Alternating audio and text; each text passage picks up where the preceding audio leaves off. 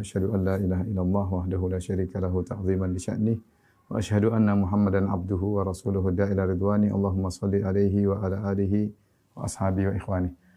Para ikhwan dan akhwat yang dirahmati Allah Subhanahu wa taala, pada kesempatan ini kita akan bahas tentang keutamaan tauhid. Dan ini kita akan ringkas dari dua bab yang ditulis oleh Syekh Muhammad bin Abdul Wahhab rahimahullahu taala. Yang pertama adalah bab fadlu tauhid wa ma yukaffiru minadz dzunub. Bab tentang keutamaan tauhid dan bagaimana tauhid menggugurkan dosa-dosa. Tauhid menggugurkan dosa-dosa. Kemudian bab yang kedua itu bab berikutnya, man haqqaqa tauhid dakhalal jannata bighairi hisab. Barang siapa yang mewujudkan, memurnikan tauhid, maka dia akan masuk surga tanpa hisab, ya. Seakan-akan Syekh Muhammad bin Abdul Wahhab rahimahullah dalam kitabnya Kitabut Tauhid membagi keutamaan tauhid menjadi dua. Pertama adalah keutamaan yang umum dan yang kedua adalah keutamaan yang khusus, yang spesial, ya. Yang pertama, secara umum tauhid akan menggugurkan dosa-dosa, dan yang kedua adalah bahwasanya tauhid menyebabkan seorang masuk surga tanpa azab dan tanpa hisab. Kita akan jelaskan insyaallah secara sederhana. Nanti kita kembali kepada buku tersebut sambil kita bacakan nasnya, ya. Jadi tentang fadlu tauhid, keutamaan tauhid.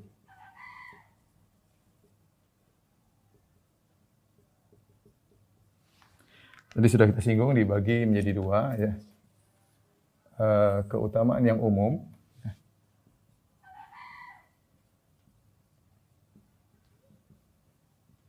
yaitu diantaranya wa ma yukaffiru minadz dzunub, yaitu digugurkannya dosa-dosa. Itu tauhid menggugurkan dosa-dosa.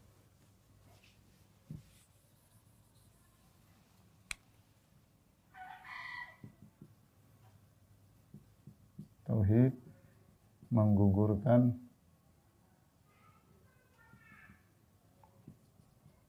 dosa-dosa, ya. Baik, adapun keutamaan khusus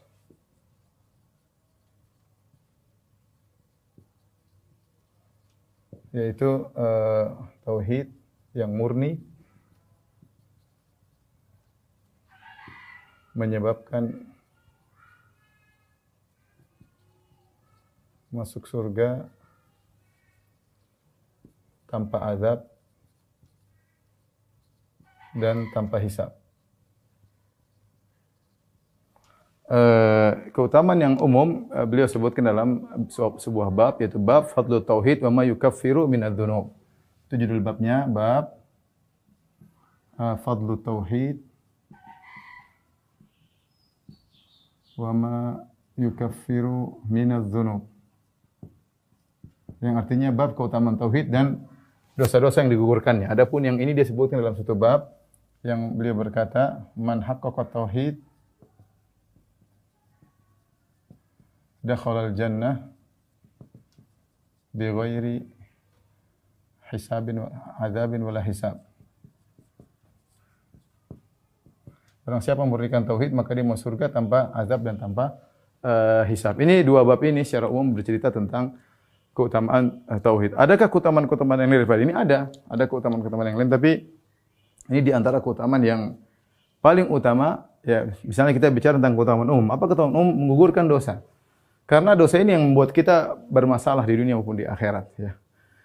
Gara-gara dosalah kita bisa terhalangi dari masuk surga. Gara-gara dosalah kita bisa jadi mampir ke neraka terdahulu, ya. Gara-gara dosalah bisa membuat derajat seorang menjadi rendah di surga, dan ini semua akibat dosa. Keutamaan tauhid tentunya masih ada yang lain, ya. Keutamaan tauhid masih ada yang lain. Ini salah satunya aja, ya. Menggugurkan dosa, tapi dia adalah keutamaan yang penting, ya. Ya, ada juga keutamaan-keutamaan yang lain nanti akan kita singgung, ya. Insyaallah di akhir pengajian. Di antaranya adalah menggugurkan dosa. Kemudian Syekh Muhammad bin Wahhab menyebutkan banyak dalil tentang hal ini, bagaimana keutamaan tauhid menggugurkan dosa. Seperti dalam hadis, ya, Allah berkata kepada hambanya, "Ya bani Adam, law ataitani bi qurabil ardi khataya, thumma laqitani la tusyriku bi syai'a la ataituka bi qurabiha al-maghfirah." Bi qurabiha maghfirah. Wahai anak Adam, kalau kau datang bertemu dengan aku dengan dosa sebesar bumi ini atau sepenuh bumi ini, qurabil ardi bisa jadi hampir penuh bumi atau sepenuh bumi, tetapi kau tidak berbuat syirik kepada aku sama sekali, la ataituka bi qurabiha maghfirah, maka aku akan mendatangi engkau dengan ampunan juga sepenuh bumi tersebut. Ya. Adapun dalilnya,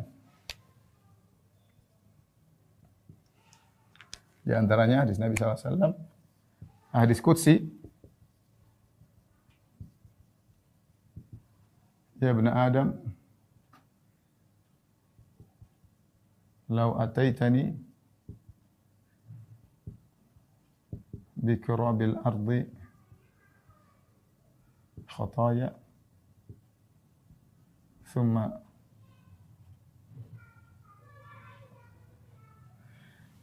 law ataita bi qurabil ardi khataya, law ataita bi qurabil ardi khataya thumma laqitani la tusyrik bi syai'a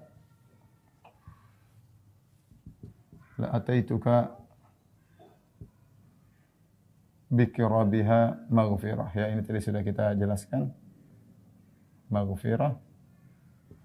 Wahai anak Adam, kalau kau datang membawa bumi, dosa sepenuh bumi, Allah akan berikan ampunan sepenuh bumi. Artinya, jika seorang berdosa sepenuh bumi ini bukan berarti dosa sangat besar.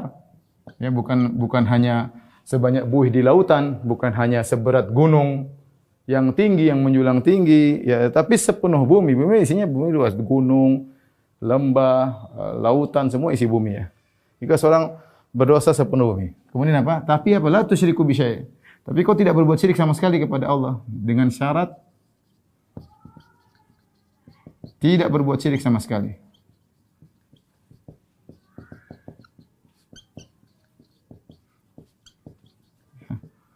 Allah beri ampunan juga sepenuh bumi. Allah beri ampunan juga sepenuh bumi. Di antara hadis juga dijadikan dalil tentang ini, tentang hadis disebutkan juga oleh Syekh Abdul Wahab tentang kisah Nabi Musa. Ya, Nabi Musa datang kepada Allah Subhanahu wa taala. Nabi Musa berkata, "Ya Rabbi 'allimni syai'an adzkuruka wa ad'uka bihi." Ya Allah, ajarkanlah kepadaku sesuatu ucapan yang aku akan berdoa kepadamu dan aku berzikir kepadamu dengan ucapan tersebut. Maka Allah berkata, "Ya Musa, qul la ilaha illallah." Kata Allah, "Ya Musa, ucapkan la ilaha illallah." Ya. Maka Musa berkata, "Ya Rabbi, kullu ibadika yaquluna hadza." Wahai ya Allah, semua hamba-Mu mengucapkan la ilaha illallah. Yaitu seakan-akan Musa ingin sesuatu yang spesial. Adakah zikir lain yang lebih spesial daripada la ilaha illallah? Maka Allah menjelaskan, "Ya Musa," Allah menjelaskan tidak ada yang lebih spesial daripada la ilaha illallah. Ya. "Lau anna samawati sab'a wa amirahunna wal ardina fi kiffatin," ya. "Wa la ilaha illallah fi kiffatin malat bihinna la ilaha illallah." Maka Allah jelaskan, "Wahai Musa, ini kata la ilaha illallah ini enggak ada yang bisa menyamainya. Ini zikir teragung. Seandainya diletakkan di satu daun timbangan, sebelahnya di timbangan lain diletakkan bumi dan isinya, langit dan isinya, masih lebih berat la ilaha illallah. Masih lebih berat la ilaha illallah. Ini menunjukkan la ilaha illallah sangat berat nilainya dan mampu menghancurkan dosa-dosa. Mampu menghancurkan dosa-dosa. Ini hadis qudsi tadi. Terus hadis yang kedua, hadis kisah Musa alaihissalam. Ya, tadi kata Allah Subhanahu wa taala, ya. Intinya lebih berat la ilaha illallah, ya, daripada bumi dan langit. Jadi ini menunjukkan bahwasanya jika ditimbang maka dia akan menggugurkan banyak dosa. Seandainya maksiat diletakkan di sebelah kiri, kemudian di sebelah kanan, masih lebih berat la ilaha illallah. Maka ini menguatkan la ilaha illallah akan menggugurkan dosa-dosa.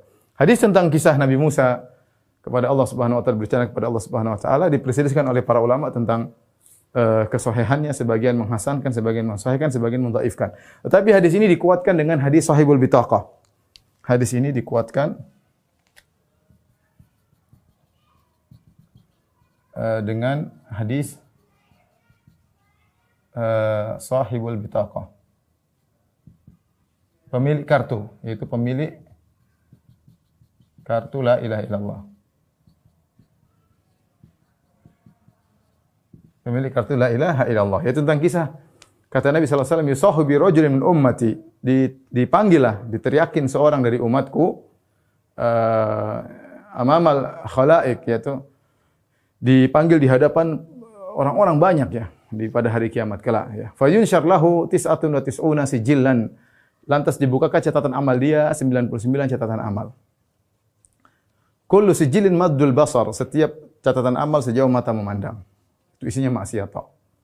Maka Allah bertanya kepada dia, hal zalamaka katabati al-hafizun, wahai fulan, apakah malaikatku menzalimimu? Mungkin ada satu yang disalah catat. Kata dia, la ya Rabb, tidak ada yang salah, semuanya benar. Karena seorang ketika di kiamat dia akan ingat seluruh apa yang dia lakukan. Ketika dia melihat catatan amalnya, catatan maksiat yang dia lakukan, dia bilang tidak ada yang salah, semuanya benar. Kemudian dia merasa dia akan binasa, ya. Ya, tapi Allah mengatakan, sungguhnya kau punya amalan di sisi kami. Wa innaka lan tuzlamal yaum. Kau punya satu amalan yang ada pada kami dan kau tidak akan dizalimi. Maka dikeluarkan baginya kartu tertulis la ilaha illallah. Ya. Tertulis la ilaha illallah. Maka dia mengatakan, ya Rabbi, ma hadhil bitaqah min haula'i sijillat. Ya Allah, apa bandingannya kartu la ilaha illallah dibandingkan dengan catatan amal 99 yang begitu sejauh mata memandang isinya maksiat tok. Maka Allah mengatakan, innaka lan tuzlamal yaum, kau tidak akan dizalim pada hari ini. Kemudian ditimbang ternyata lebih berat la ilaha illallah. Ini menunjukkan la ilaha illallah mampu menggugurkan dosa-dosa. Ini dalil ya tentang hal tersebut, bahwasanya la ilaha illallah menggugurkan dosa-dosa. Tapi perlu diingat, yang perlu diingat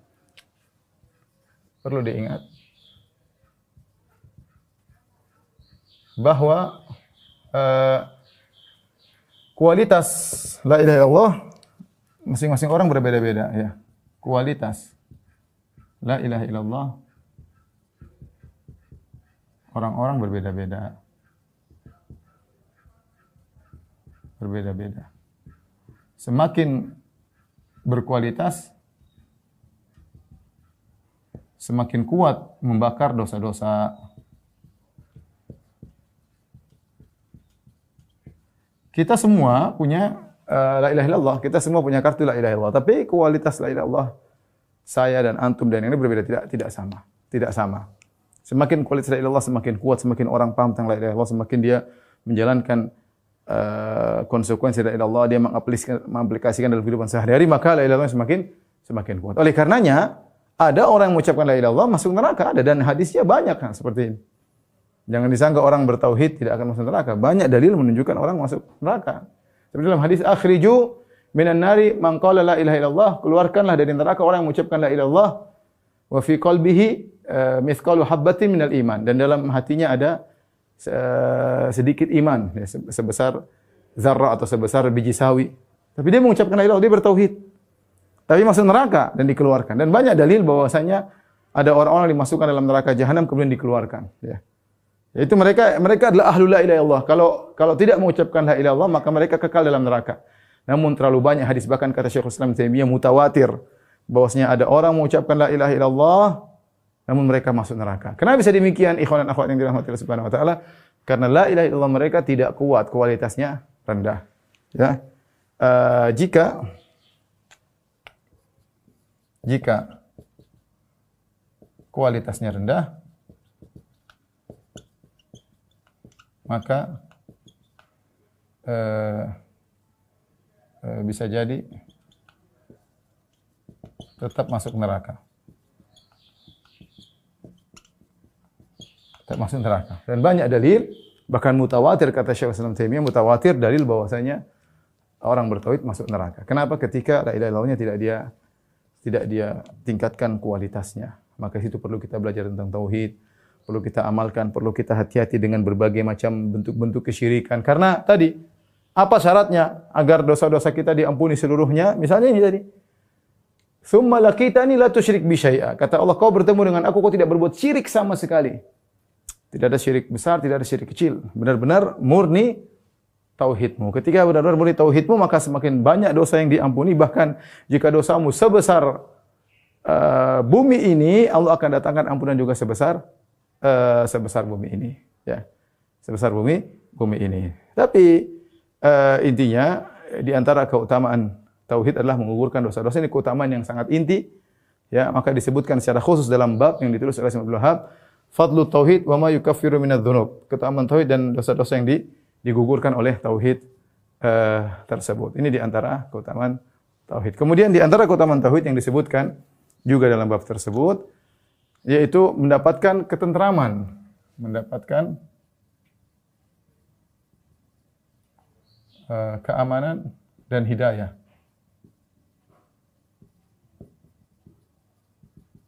Syekh Abdul Wahab membawakan ayat yaitu alladzina amanu wa lam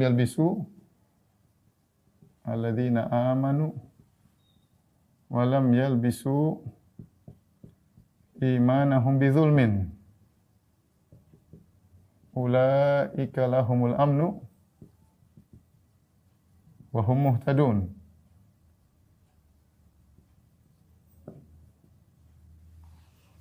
Yaitu Allah berfirman dalam surat Al-An'am, orang-orang yang beriman dan tidak mencampurkan keimanan mereka dengan kezaliman. Artinya orang-orang yang beriman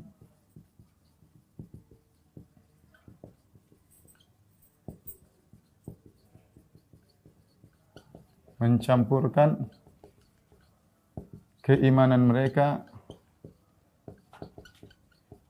dengan kezaliman. Bagi mereka keamanan, wa hum muhtadun, dan mereka dapat hidayah,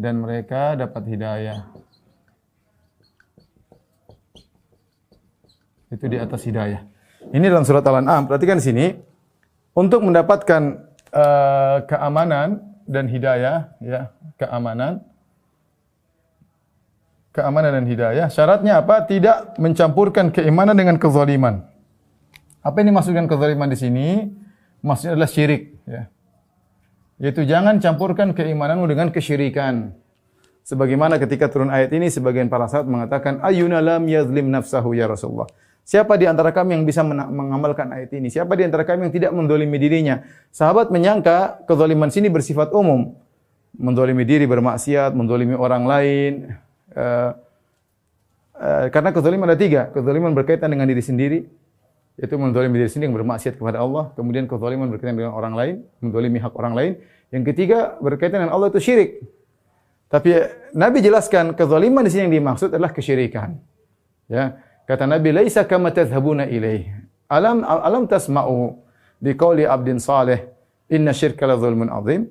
Kata Nabi, bukan kezaliman yang kalian persangkakan dalam ayat ini, tapi kezaliman sini maknanya khusus. Yaitu kezaliman yang dimaksud adalah syirik.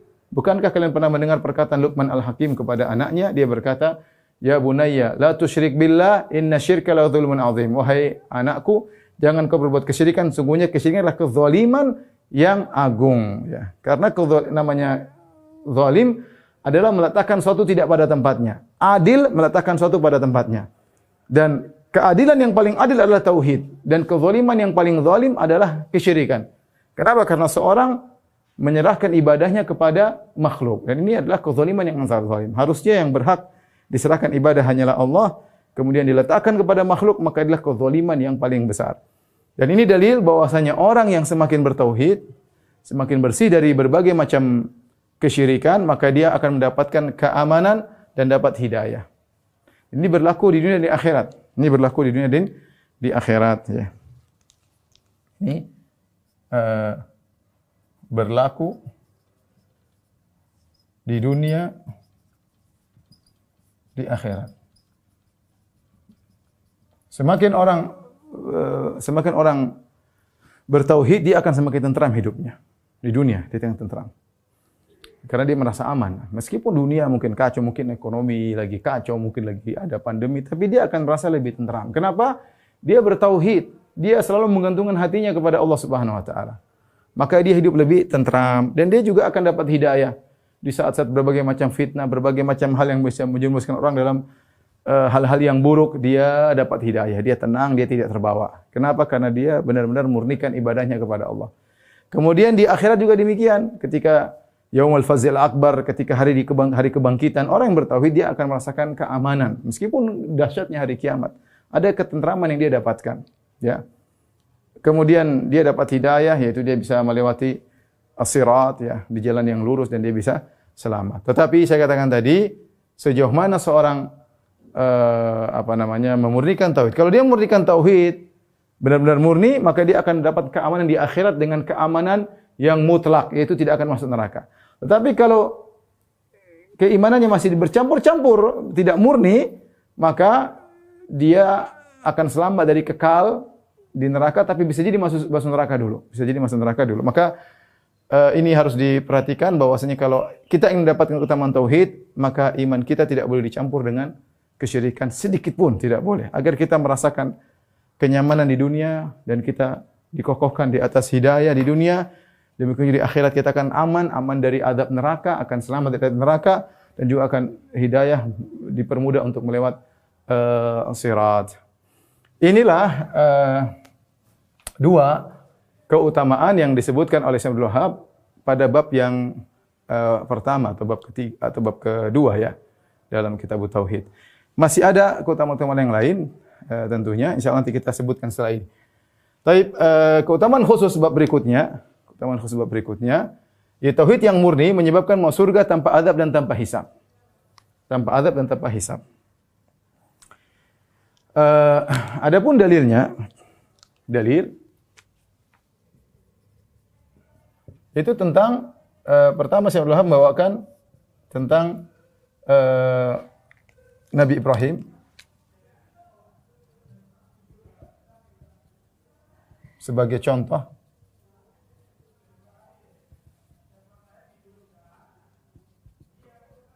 Yang kedua tentang kisah 70.000 orang, hadis 70.000 orang masuk surga tanpa azab tanpa hisab.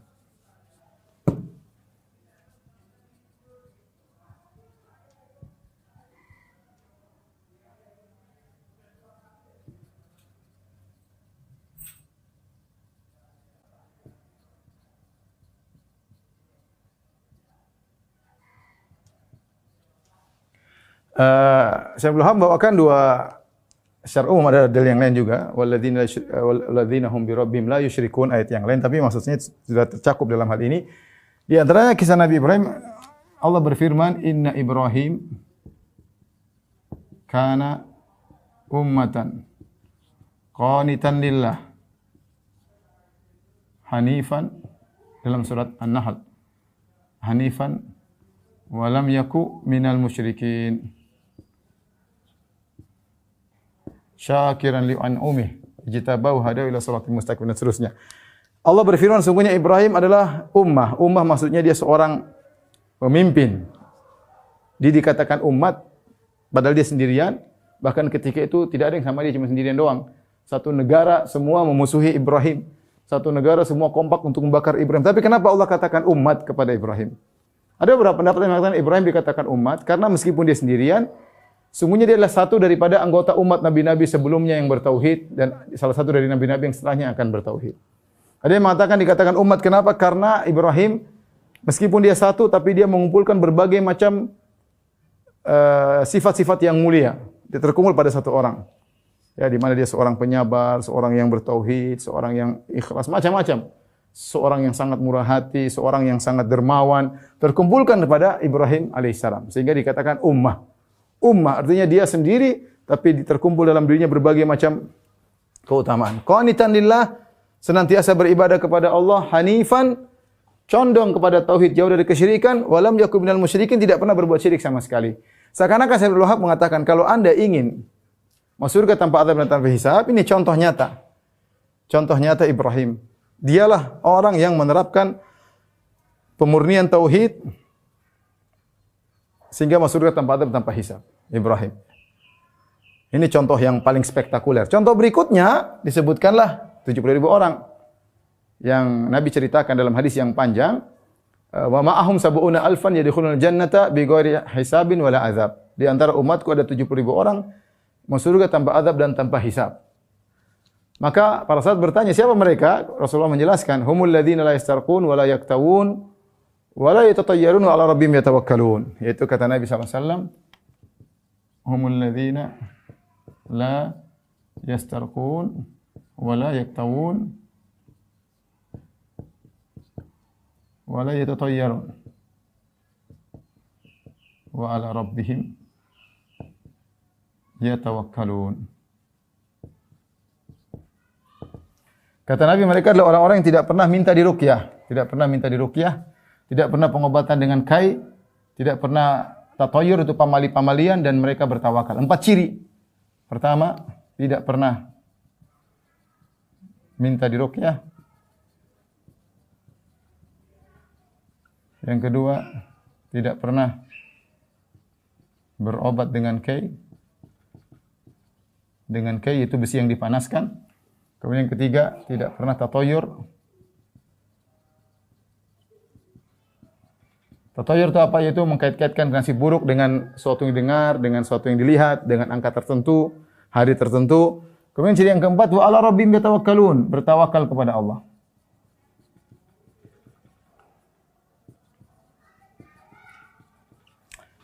Seakan-akan 3 sifat ini, tidak pernah minta diruqyah, tidak pernah berobat, tidak pernah tayur, itu adalah tanda-tanda yang menunjukkan mereka adalah orang yang sangat bertawakal. Tawakal ini merupakan kesimpulan dari 3 sifat ini. Mereka tidak pernah diruqyah, padahal minta ruqyah itu boleh, hukumnya boleh, tapi saking kuat tawakal mereka, mereka tidak minta diruqyah. Kata para ulama, kecuali dalam kondisi darurat, boleh seorang minta ruqyah dan tidak mengurangi kemurnian tauhidnya, karena berbeda antara kondisi biasa dan kondisi darurat. Darurat seperti darurat kita enggak boleh minta-minta, tapi darurat boleh. Kita boleh minta-minta dalam darurat kalau kita dalam kondisi darurat. Sebagaimana kita boleh makan babi dalam kondisi darurat, tapi dalam kondisi biasa normal jangan suka minta ruqyah. Tapi dalam kondisi darurat maka boleh seorang minta ruqyah dan tidak mengeluarkan dia dari 70.000 orang. Oleh karena Nabi sallallahu alaihi wasallam pernah menyuruh sebagian sahabiat untuk minta ruqyah. Rasulullah pernah menyuruh Aisyah untuk minta ruqyah. Rasulullah SAW pernah menyuruh Salah Asma binti Umais agar minta ruqyah buat putra-putra Ja'far karena mereka kurus, jadi boleh. Kemudian berobat dengan kai. Berobat dengan kai adalah obat yang digunakan dengan besi yang dipanaskan. Dahulu orang Arab kalau obat semua gagal dikasih kai biasanya berhasil. Biasanya berhasil.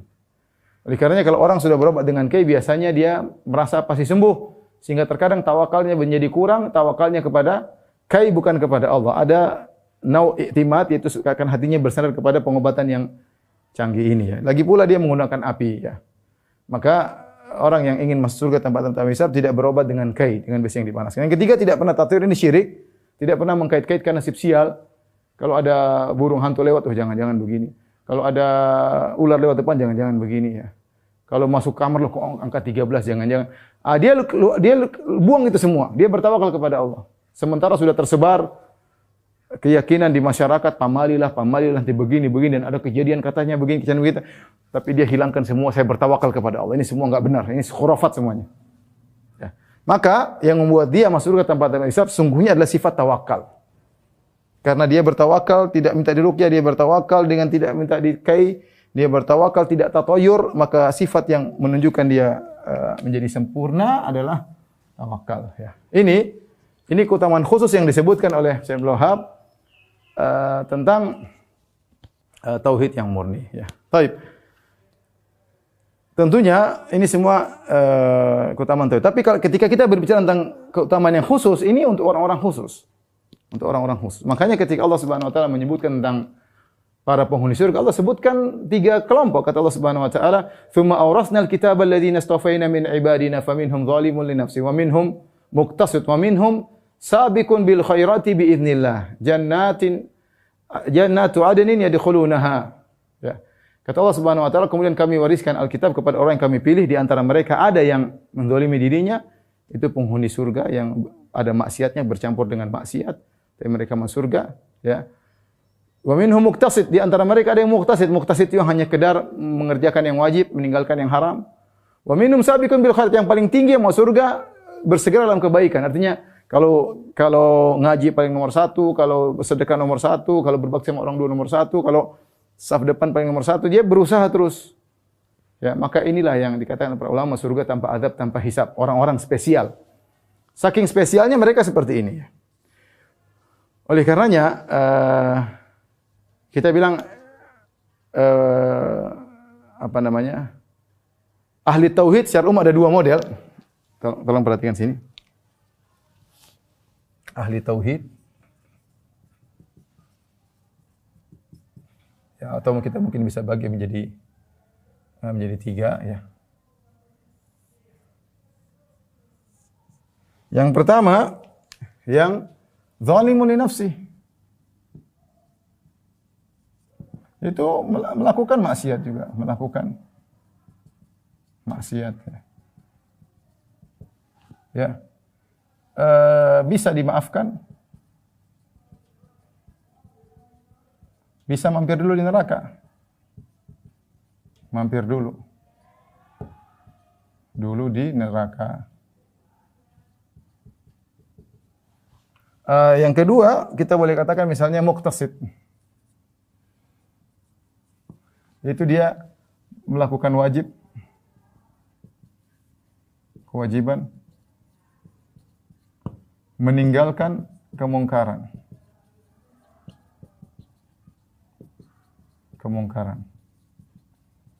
Nah, kemungkaran itu ada apa aja? Kemungkaran kita tahu ada syirik, kemudian bid'ah, maksiat. Dia berusaha meninggalkan tiga perkara ini, ya. Dia tidak melakukan kemungkaran. Ya, syirik dia tinggalkan, bid'ah dia tinggalkan, maksiat tinggalkan. Yang terakhir adalah sabiqun bil khairat. Yang berlomba dalam kebaikan, ya.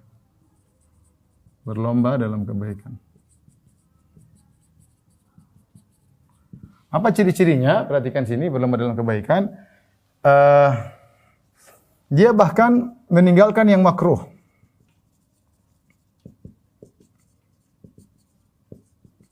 Seperti boleh hukumnya tapi makruh. Minta diruqyah boleh tapi makruh, dia tinggalkan. Padahal itu bukan haram, tapi dia tinggalkan demi untuk menyempurnakan tauhidnya. Di antaranya juga dia meninggalkan, kata para ulama, fudulul mubahat. Yaitu perkara-perkara yang mubah yang berlebihan. Yang mubah boleh, yang berlebihan dia tinggalkan juga. Ya. Yaitu banyak hal yang bisa dia lakukan. Dia mungkin bisa jalan-jalan, dia beli mobil bagus banyak, tapi dia udahlah itu hal-hal yang mubah tapi berlebihan, saya tinggalkan saja. Maka jadilah mereka orang-orang yang ini, yang golongan spesial yang masuk surga tanpa azab dan tanpa hisab, ya, tanpa azab dan tanpa hisab. Tapi ikhwan dan akhwat yang dirahmati Allah Subhanahu wa taala, di sana ada keutamaan-keutamaan tauhid yang lain yang tidak disinggung oleh Syekh Abdul Wahab dalam kitab tauhid, tapi mungkin bisa kita tambahkan. Di antara keutamaan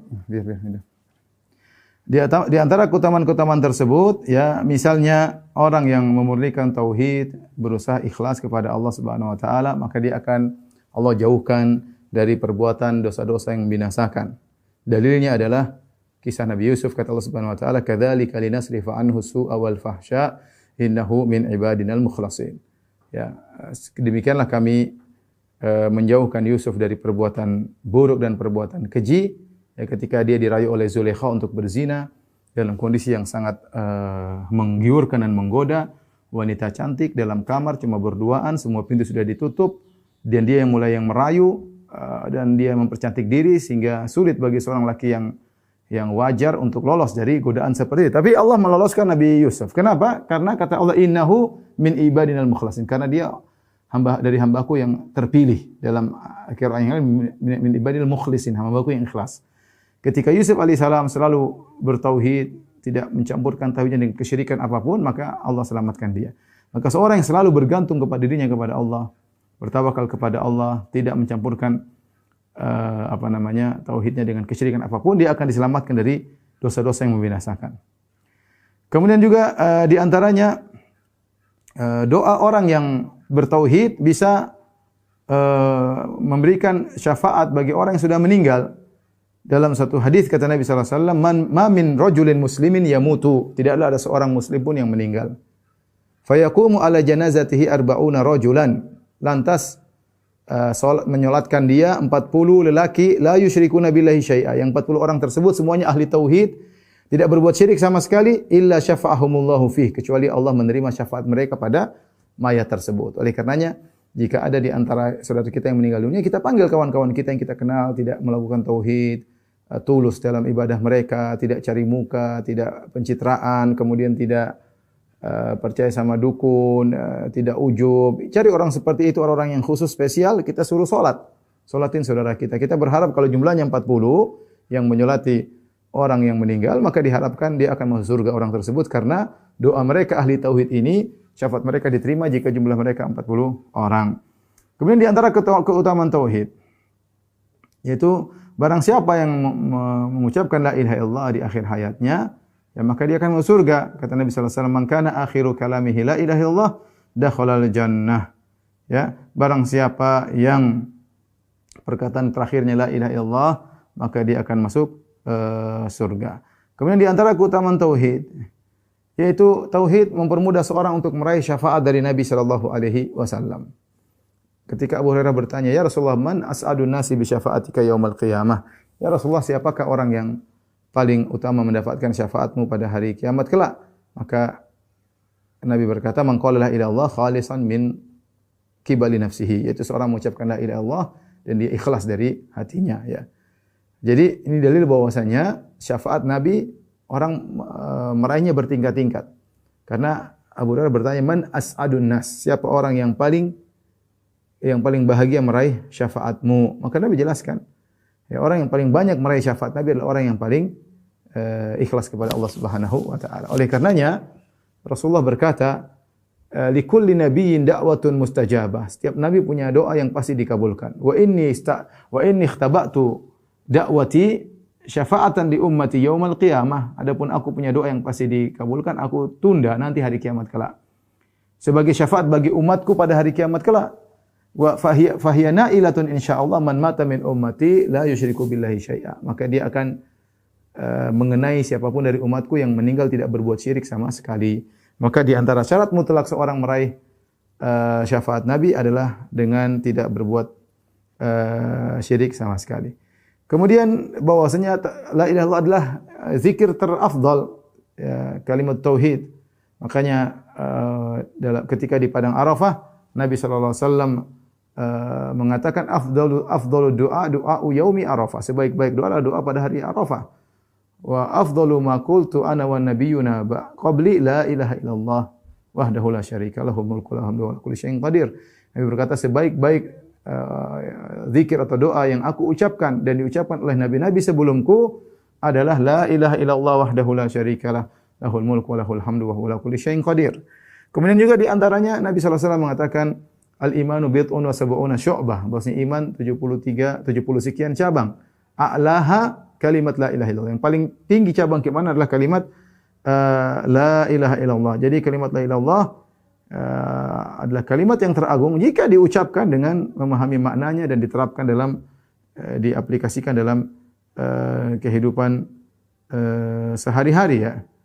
Demikian juga la ilaha illallah adalah suatu kalimat yang sangat membantu seorang ketika dia mendapati kondisi yang buruk, kondisi yang sulit, kondisi yang genting. Makanya Nabi Yunus alaihissalam ketika ditelan oleh ikan paus dalam perut ikan paus, fanada fi dzulumat alla ilaha illa anta subhanaka inni kuntu minadh dhalimin. Maka dia pun berkata dalam kegelapan yang bertumpuk-tumpuk, dalam kegelapan perut ikan paus, dalam kegelapan lautan, dalam kegelapan malam, ya, siapa yang mendengar perkataan dia sementara dia terkepung dengan kegelapan-kegelapan tersebut, tapi dia berkata la ilaha illa anta, ya Allah, tidak ada yang berhak disembah kecuali Engkau, inni kuntu minadh dhalimin, sungguhnya aku termasuk orang-orang yang berbuat zalim. Maka Allah pun menyelamatkan Nabi Yunus alaihissalam. Allah keluarkan dia dari perut ikan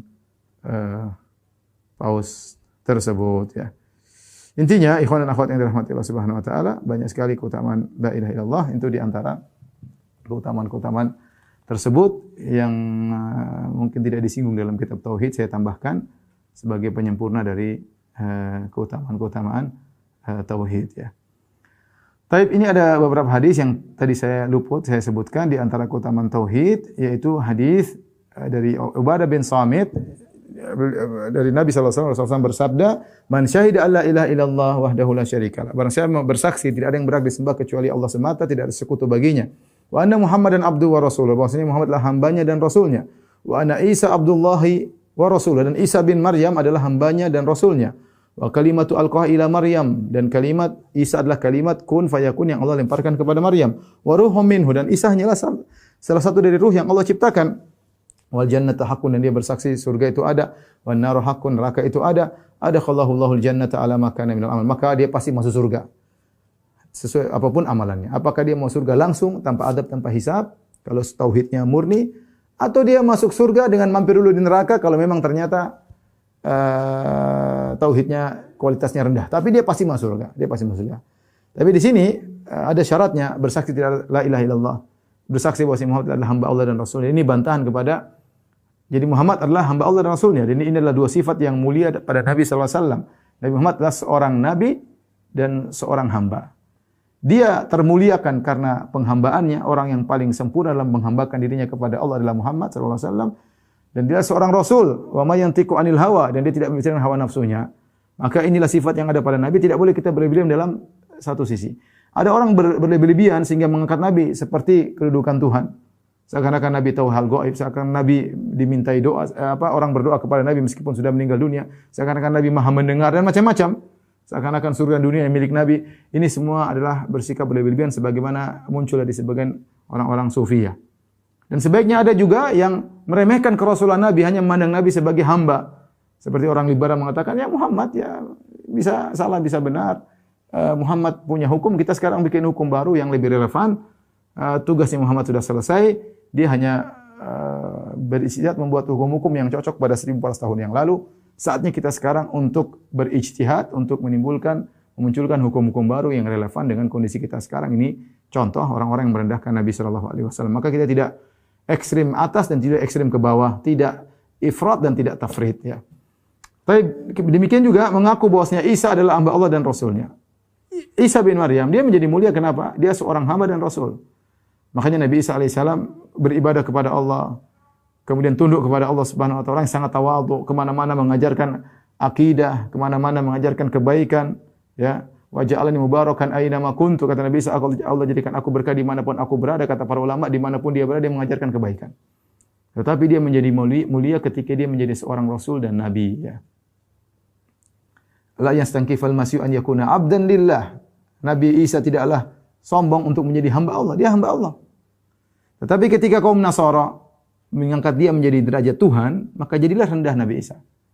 Karena kalau kita lihat sejarah Nabi Isa, dia lapar, dia haus, dia tidur, dia dikejar-kejar oleh Romawi, kemudian berusaha untuk ditangkap, dan dia berdoa, dia beribadah. Nah, kalau dia adalah Tuhan, maka ini Tuhan yang lemah seperti ini. Ketika seorang mengangkat Nabi sebagai Tuhan, justru merendahkan dia. Kenapa? Karena Tuhan kok tidur, ya? Enggak pantas Tuhan tidur. Tuhan kok lapar? Enggak pantas Tuhan lapar. Tuhan kok kabur dikejar-kejar sama makhluknya ini. Jadi justru orang Nasara ketika mengangkat Isa sebagai Tuhan, justru merendahkan Tuhan tersebut. Seakan-akan Tuhan tersebut memiliki kelemahan-kelemahan yang membuat dia tidak pantas untuk menjadi Tuhan. Dan dia hanyalah suatu kalimat kun fayakun yang Allah berikan kepada Maryam, dan dia adalah satu ruh, salah satu ruh dari ruh-ruh yang Allah ciptakan untuk Allah kirimkan ke dalam rahim Maryam. Dan juga bersaksi bahwasanya surga itu ada, neraka itu ada. Bukan seperti perkataan orang-orang ahli filsafat yang mengatakan bahwasanya banyak hal-hal yang Allah sebutkan dalam Al-Qur'an hanyalah sekedar majaz, bukan hakikat, ya. Surga dan neraka hanyalah ini dan anulah macam-macam. Kita harus yakin surga itu ada, neraka itu ada. Maka kalau kita meyakini semua, kita pasti masuk surga.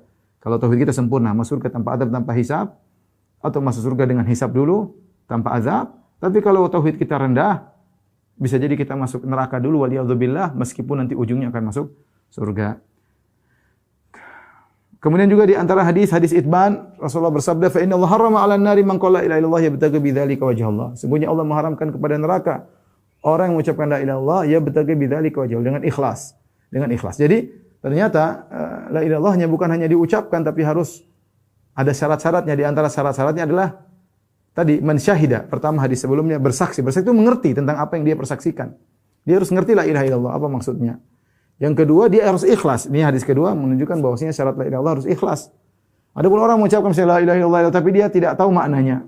Dan dia ternyata riya, tidak bermanfaat. Bukankah orang munafik juga mengucapkan la ilaha illallah? Iya, mengucapkan la ilaha illallah. Bukankah orang gila juga mengucapkan la ilaha illallah? Iya, mengucapkan tapi tidak ngerti apa maknanya. Munafik ngerti tapi dia riya. Maka orang agar la ilaha illallahnya sempurna, dia harus ngerti maknanya dan dia harus ikhlas sehingga neraka haram baginya ya. Demikian saja kepada kawan-kawan penjaga Majelis Taklim Al-Ittiba, para alumni ITB dan yang lainnya, semoga Allah mudahkan kita untuk terus bertauhid hingga dipanggil oleh Allah Subhanahu wa taala.